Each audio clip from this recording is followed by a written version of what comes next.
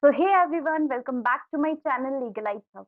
I'm Kanak Shukla, and this is the fourth video in the series of Law of Tort. In today's video, we are going to cover strict, absolute, and vicarious liability.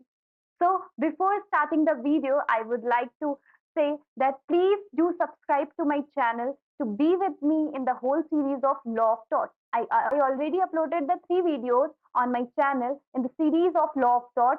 So, please do check it out. In my way, we are going to cover the strict, absolute, and vicarious liability in this video. So, let's start the video. So this is basically the table of contents, and these are the topics which I'm going to cover in today's video. So the first is tortious liability, strict liability, exceptions of strict liability, absolute liability, and vicarious liability. So let's start with the first topic, that is tortious liability. So tortious liability. Tortious liability arises when someone is injured or suffers a loss due to another person's action or their negligence. So basically, tortious liability means when someone got injured or suffers any loss due to the act of any other person or due to the act of the defendant, that person suffers a loss or suffers an injury due to the negligence of that particular person. So here, in this case, the tortious liability will arise. Okay, so let's move forward. That is, the tortious liability is basically of two types.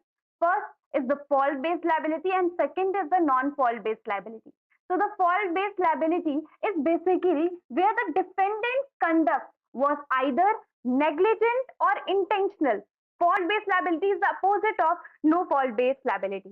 In simple words, we can say that false-based liability is any liability on a defendant where it can be clearly shown and proved that because of his conduct, some harm has been caused to the plaintiff, then it is said to be fault-based liability. So what are the fault-based liabilities? So basically this will arises in the case of nuisance, defamation, and negligence. So these are the topics where the fault-based liability arises. And the second one is the non-fault based liability. So as we said, the non-fault based liability is just opposite of fault based liability. So non-fault based liability is any liability which gets imposed on the defendant even when he wasn't directly at fault or when he hasn't even participated in the wrong committed towards the plaintiff, yet he is held liable to pay compensation because of the principle of non-fault based principle. Although this is a very new concept. Okay, so non-fault liability is something where the defendant, even when he wasn't directly at fault,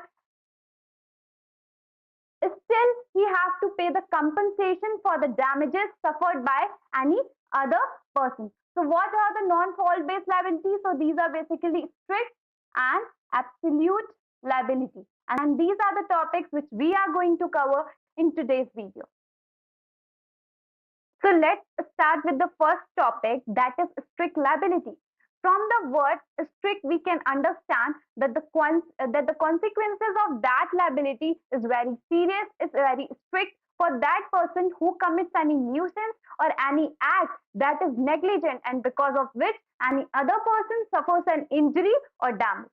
So the principle of strict liability states that any person who keeps hazardous substances on his premises will be held responsible if such substances escape the premises and causes any damage. That means if any person who keeps any hazardous basically means dangerous substances in his premises or property will be held responsible if such substances which is hazardous in nature or dangerous in nature escape the premises or of his property, causes any damage or injury to any other person. That means if any person A keeps any dangerous substance in his house और वो substance अगर escape कर जाता है out of his premises और कोई damage या injury cause करता है किसी और पर्सन को, so that person A will be strictly held liable for that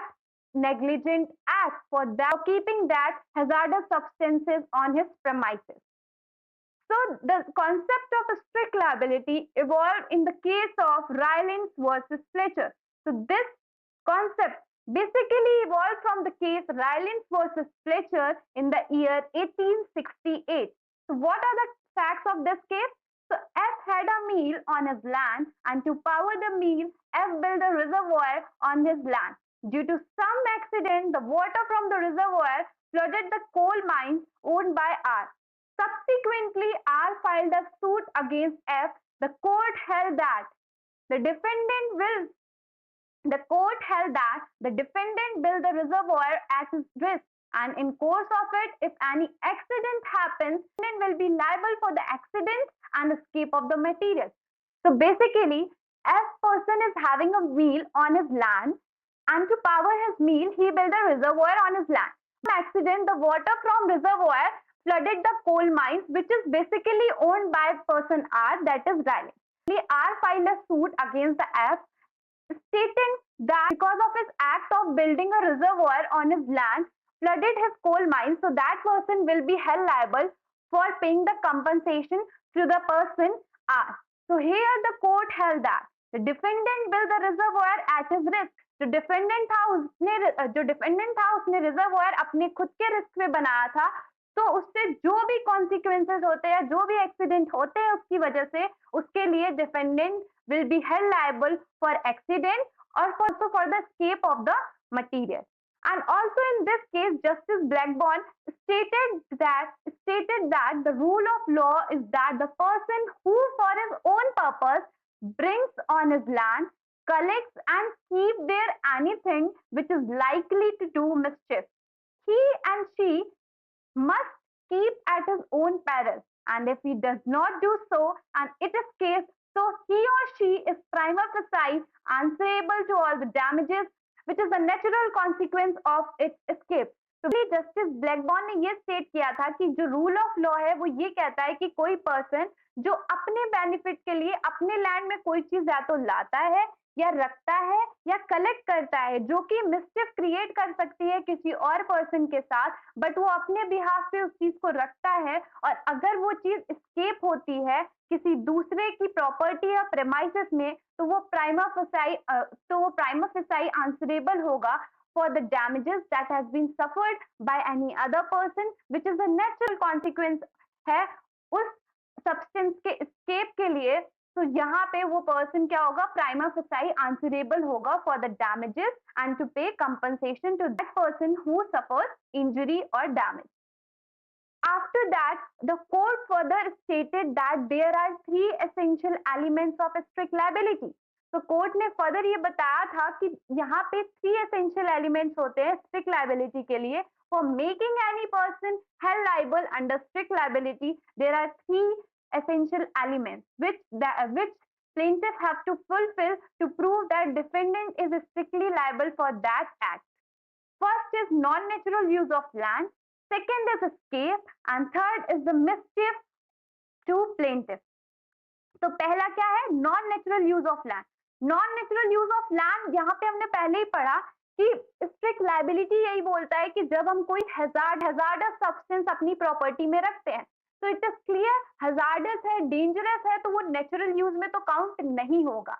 like if we will say if someone is keeping drugs in his own house, or if someone is having any poisonous tree in his garden, and if the leaves or the branches of that tree enters into the land of his neighbor, and by eating those leaves his neighbor's dog dies, so here that person will be strictly held liable, क्योंकि जो उसने poisonous tree की branches थी वो दूसरे की property में enter करी, उसकी लीव्स को खा करके उसके नेबर का डॉग जो था वो उसकी डेथ हो गई. तो यहाँ पे क्या हुआ, पहले तो पॉइजनस ट्री को लगाना वो नेचुरल यूज में नहीं आता है, और क्योंकि उसकी ब्रांचेस दूसरे की प्रॉपर्टी में एंटर करी तो वो एस्केप हो गया, और उसकी लीव्स को खाने की वजह से जो उसका डॉग था उसकी डेथ हो जाती है. तो यहाँ पे मिसचिफ हुआ प्लेंटिफ को. So that person will be strictly held liable to pay compensation and for the damages that has been suffered by the plaintiff. So I hope this strict liability concept is clear to all my legalites out there. So let's move forward. So basically, there are certain exceptions of strict liability. So what are these exceptions? The exceptions is basically where the defendant can take these exceptions as a defense to protect or to prove his point. Where these exceptions is basically where that person cannot be held guilty for that particular offense. Or in this case, if exceptions are basically by taking these as a defense, that person cannot be held guilty for the offense of strict liability. तो what are these exceptions? तो ये exceptions जो होते हैं वो basically defense provide करते हैं defendant को खुद के point को prove करने के लिए और guilty नहीं prove होने के लिए. So these are the 5 exceptions of strict liability. First is the act of God, statutory authority, consent of plaintiff, wrongful act of third party, and last, plaintiff's own fault. So let's discuss each one of them in depth. Exceptions of strict liability. So the first is act of God. So it means something which is proximate result of natural act beyond human control, that is without the intervention of any human being. This is also known as vis majeur. मतलब कोई भी ऐसा act जो कि proximate result हो natural act का, natural force का, जो कि ह्यूमन कंट्रोल के बियॉन्ड हो, जहां पे किसी भी ह्यूमन बीइंग का कोई इंटरवेंशन ना हो, तो उस एक्ट की वजह से किसी को इंजरी हुई हो या डैमेज हुआ हो, तो उस एक्ट को हम क्या बोलेंगे? एक्ट ऑफ गॉड बोलेंगे, और जिसको हम और क्या बोलते हैं? विस मेजर. ठीक है. एक important case law है related to the exception act of God. So I am going to discuss this case law so that this concept will be more clear to you all. Case law is Nicholas versus Marshland, 1875. Case facts are the defendant created an artificial lake on his land by collecting water from natural streams. Once there was an extraordinary rainfall, heaviest in human memory, the embankments of the lake got destroyed and washed away all the 4 bridges belonging to plaintiff. So plaintiff filed a case against the defendant. तो facts are basically this कि जो defendant था उसका एक artificial lake था जिसमें जो कि उसने खुद के लैंड पे बनाया था bye collecting water from natural stream से वाटर कलेक्ट करके उसने खुद के लैंड पे एक आर्टिफिशियल लेक बिल्ड करा था. बट क्योंकि एक्स्ट्रा ऑर्डिनरी रेनफॉल हुई जो कि नॉर्मल नहीं थी, तो एक्स्ट्राऑर्डिनरी रेनफॉल हुई जो कि हैवीएस्ट थी इन ह्यूमन मेमोरी, और जो एम्बैंकमेंट थे लेक के वो डिस्ट्रॉय हो गए, और जितना भी पानी था वो पानी वॉश्ड अवे हो गया, और उसकी वजह से जो कि 4 ब्रिजेस थे जो कि प्लेंटिफ के थे वो डिस्ट्रॉय हो गए. तो for that damage plaintiff filed a case against the defendant. तो यहाँ पे कोर्ट ने क्या डिसीजन दिया था? The court held that in the case of act of God, there must be fulfillment of 2 essentials. First, there must be working of natural forces without any human intervention. Second, the occurrence must be extraordinary and not the one which could be anticipated and reasonably guarded against. So here this exception will apply and the defendant cannot be held liable for the act. तो court ने ये decision दिया था, पहले उन्होंने ये बताया था कि for the act of God there must be fulfilment of 2 essentials, और वो 2 essentials क्या थे? फर्स्ट ये था there must be working of natural forces without any human intervention, and second उन्होंने क्या बोला था? The occurrence must be extraordinary and not one which could be anticipated and reasonably guarded against or protected against. तो और इस case में उन्होंने ये बोला था कि ये एक्सेप्शन अप्लाई होगा और डिफेंडेंट लायबल नहीं होगा. तो लेट्स सी इस केस में ये 2 essentials फुलफिल हो रहे हैं कि नहीं. यहाँ पे नेचुरल फोर्सेस की वजह से ही तो एक्स्ट्राऑर्डिनरी रेनफॉल हुई थी, यहाँ पे कोई ह्यूमन इंटरवेंशन तो नहीं था एक्स्ट्राऑर्डिनरी रेनफॉल में. और सेकेंड क्या था कि जो रेनफॉल हुई थी वो हैवीएस्ट थी इन ह्यूमन मेमोरी. तो क्या हम उसको एंटिसिपेट कर सकते थे? क्या हम गार्डेड या प्रोटेक्ट कर सकते थे जिससे उस हैवी रेनफॉल को रोका जा सके? तो ये दोनों ही पॉइंट हम इस केस में नहीं कर सकते थे, और ये दोनों एसेंशियल्स इस केस में फुलफिल हो रहे हैं, तभी that's why the defendant can not be held liable for the act and he can take the exception of act of God. तो यहाँ से क्लियर हो गया कि कैसे ये exception as a difference act करते हैं for the defendant to prove his point and to prove that he is not guilty for that offense. देखते हैं, that is statutory authority. Statutory authority means authority which has been derived directly from the legislature, and any person working under the statutory authority has caused harm to the other person, then that will not come under any wrong, and no action can be taken on that, even if under normal circumstances that act would have amounted to tort. But if there is statutory authority, that act would be not considered under tort. Although for that particular act, if there is a provision for compensation that can be provided to the person, otherwise not.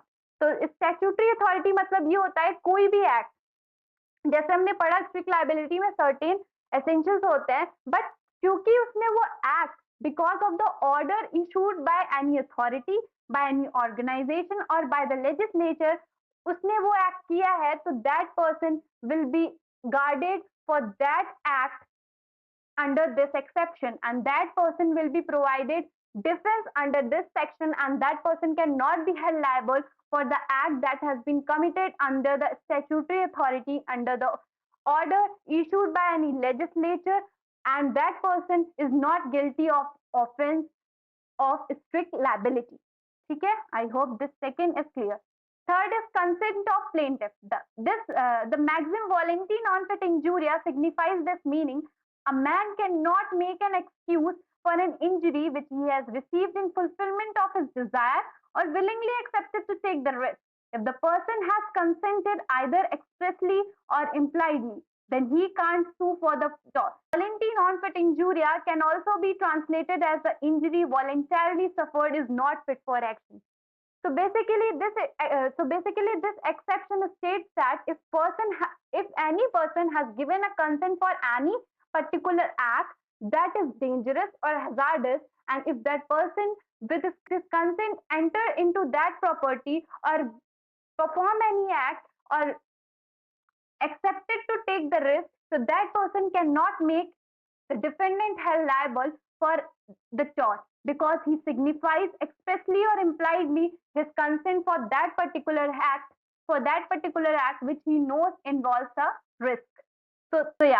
So the fourth exception is wrongful act of third party. So if the act of third person causes some harm to the plaintiff which the defendant has no control, or the person is not defendant servant, then he cannot be held liable under this suit.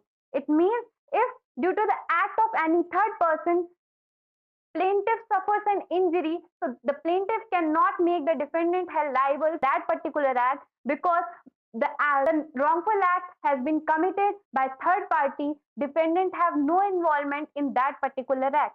So let's take an example कि कोई एक person है A and B. तो क्या होता है कि जो पर्सन ए होता है वो पर्सन बी के यहाँ पार्टी में गया होता है, अचानक से कोई एक थर्ड पर्सन होता है जो कि वॉशरूम यूज करता है और वो टैप ओपन छोड़ देता है, जिसकी वजह से जो पूरा वाटर था वो पूरा फ्लोर पे गिरा रहता है. तो अचानक से जो पर्सन बी होता है वो एंटर करता है वॉशरूम यूज करने के लिए और वो स्लिप कर जाता है. तो पर्सन बी जो कि पार्टी में आया हुआ था वो पर्सन ए को लायबल नहीं कर सकता, क्योंकि जो एक्ट था वो थर्ड पार्टी का था, जिसकी वजह से पर्सन बी को इंजरी हुई. So here this exception will apply, that is, and the last, plaintiff's own fault. So the defendant cannot be held liable in case damage caused to the plaintiff is because of his own default. For example, if the plaintiff enters into defendant's garden without his permission and consumes some toxic fruits which causes damage to his health, which means कि plaintiff is himself a wrongdoer. मतलब plaintiff खुद से ही कोई wrongful act कर रहा है जिसकी वजह से उसको इंजरी हो रही है, और वो डिफेंडेंट को उस एक्ट के लिए अगर लायबल करना चाहता है तो वो नहीं कर सकता है. और यहाँ पे वही एग्जांपल दिया हुआ है कि जो प्लेंटिफ था वो डिफेंडेंट के गार्डन में एंटर हो गया, वो विदाउट परमिशन एंटर हुआ था, और उसने क्या करा, वहां पे जो एक पॉइजनस या टॉक्सिक फ्रूट्स लगे थे वो उसने कंज्यूम कर लिए, जिसकी वजह से डैमेज हुआ उसकी हेल्थ को. तो यहाँ पे प्लेंटिफ डिपेंडेंट को लायबल नहीं कर सकता है. Because next topic that is the absolute liability. This is liability is also known as stricter than strict liability, because इस लायबिलिटी के लिए कोई भी एक्सेप्शन नहीं है. यहाँ पे अगर कोई पर्सन रॉन्ग कमिट करता है और अगर वो एब्सोल्युटली लायबल होता है, तो यहाँ पे उस पर्सन के पास कोई भी एक्सेप्शन नहीं है टू प्रूव हिज पॉइंट। यहाँ पे कोई भी उसके पास कोई भी डिफरेंस नहीं है जो कि वो ले सकता है for proving that that person is not guilty. या they have the right to prove that person is not guilty, but they do not have any difference that that person performed any act because of this. Or liability evolved in India after the case of MC Mehta versus Union of India, famously known as oleum gas leak case. The case of MC Mehta is based on the principle of strict liability.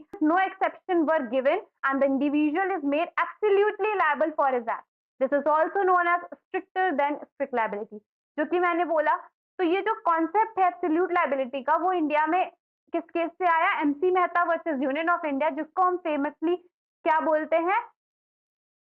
Oleum gas leak case. और जो MC Mehta is based on MC Mehta case is basically based on strict liability but with no exception were given and the individual is made absolutely liable. So strict liability but with no exception is also known as absolute liability. This case law MC Mehta versus Union of India 1987. So case facts are: on December 4th, 1985, a catastrophic oleum gas leak occurred at Shriram Food and Fertilizers Limited, a subsidiary of Delhi Clothes Mills Limited in India. The leakage affected a large number of people, including workers and the general public, and resulted in the death of advocate working in the Chief Hazari Court.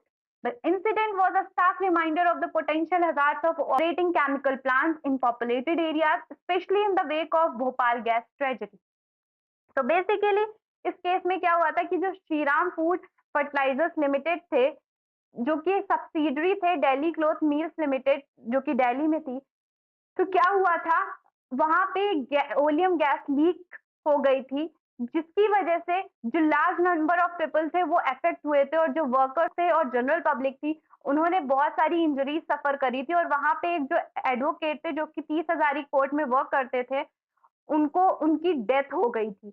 और इस act को was mark as a reminder of potential hazard, मतलब ये basically mark किया गया था कि जो these type of chemical factories होती है ये ऑपरेट नहीं होनी चाहिए पॉपुलेटेड एरियाज में। पहले भी कोर्ट ने इनको नोटिस इशू करी थी कि वो डेंसली पॉपुलेटेड एरिया है जहाँ पे इनकी मील है, तो वो यहाँ पे ऑपरेट ना करे, बिकॉज अगर कोई ट्रेजेडी या कोई भी इंसिडेंट होता है, large will get affected if any incident और any tragedy will happen because this mill is situated in densely populated area.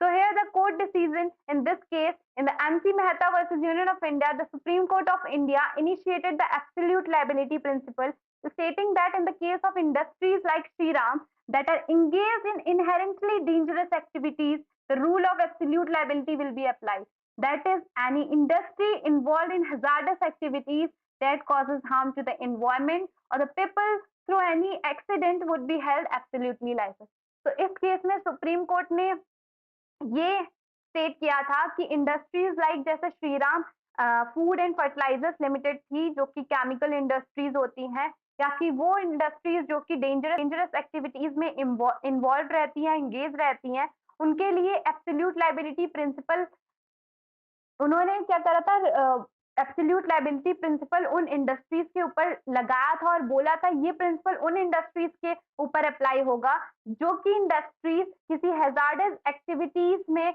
Involve है, जो कि हार्म कॉज कर रही हो इन्वायरमेंट को या तो पीपल को। फिर कोई एक्सीडेंट होता है या ट्रेजेडी होती है because of these industries, these industries will be solely and absolutely be held liable for any damages or consequences due to their negligent act and for the damages and injuries caused to the people and harm caused to the environment. Basically ये decision दिया था इस case में. I hope this concept of absolute liability is clear to you all.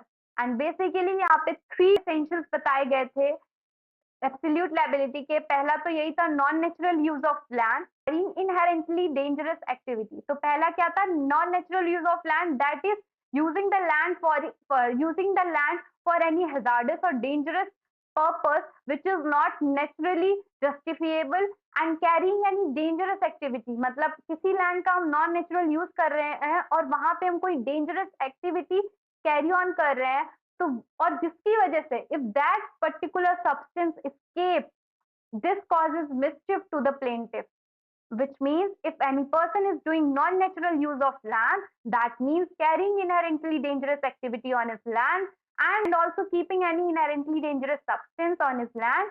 And if that particular substance escapes and causes mischief to the plaintiff, so that person or that organization will be solely and absolutely be held liable under absolute liability.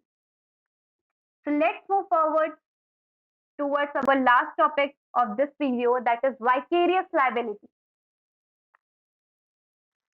So vicarious liability is liability that arises when an individual or entity is held partially responsible for unlawful actions of another party, even though the latter carried out the actions alone. So basically, vicarious liability states that when an individual is partially or wholly held liable for the act of any other person. Like, let's take an example. If any servant is working under his master, and if that person commits any wrongful act in the course of his employment or in the course, the master will be held vicariously liable for the act of his servant which has been done under the course of employment. And the vicarious liability can arise in situations where one party is responsible for and has control over someone such as an employer and is deemed negligent in carrying out their responsibility and exercising their control. So let's take an example. In a company, a supervisor could bear responsibility for the actions of subordinate or associate based on their employment relationship. If they So in this picture, there is an example of vicarious liability. So there is a party A who supervises actions of party B. So party B conducts misconduct with any other person. So party A will be held legally responsible for the misconduct that has been committed by party B with someone else. So this party A will be vicariously liable for the misconduct done by party B with some any other person because he is the supervisor of party B and he supervises his actions. So I hope this vicarious liability topic is clear to all my legalites out there. Thanks for watching and please don't forget to like, share and subscribe to my channel, and also please press the bell icon so whenever I will upload a new video in the series of Law of Thought, you will get a notification of it. And one thing, please guys do share this video to all your friends so that they can also have a command on these topics. And please keep supporting, keep loving,